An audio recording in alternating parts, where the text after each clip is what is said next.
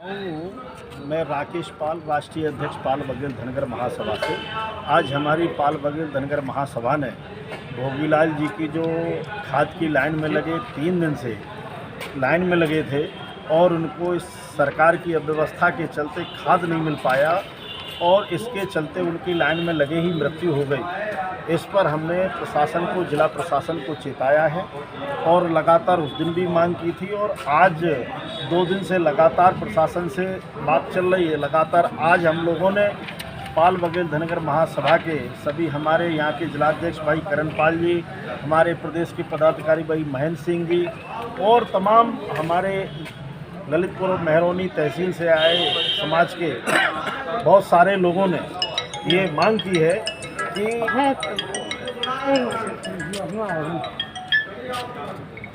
आई नहीं है, अब पहली बार आई।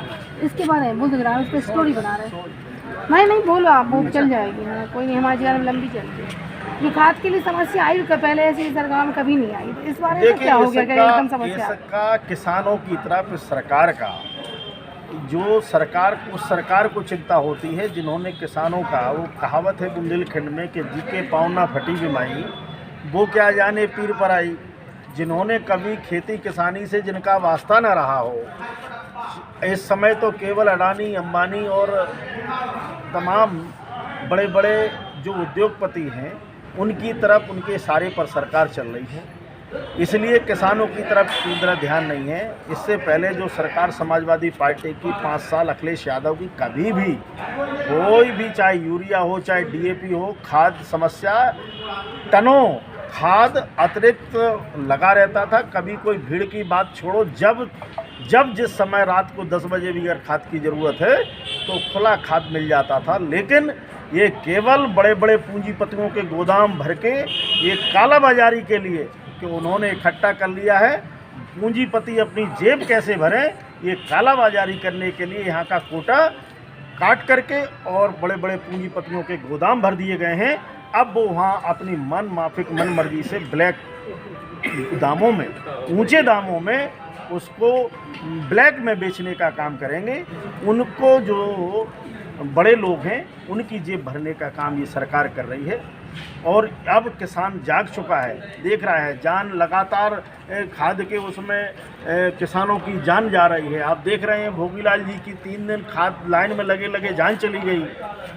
इसलिए आज सरकार को और ख़ास तौर से जिला प्रशासन को हम चेताने आए थे और उन्हें ज्ञापन दिया था कि भोगीलाल के परिवार को, किसी एक परिवार को नौकरी की व्यवस्था की जाए, भोगीलाल को 50 लाख रुपए का मुआवजा दिया जाए, उनका जो क्रेडिट कार्ड है, सरकारी कर्जा है, वो माफ़ किया जाए।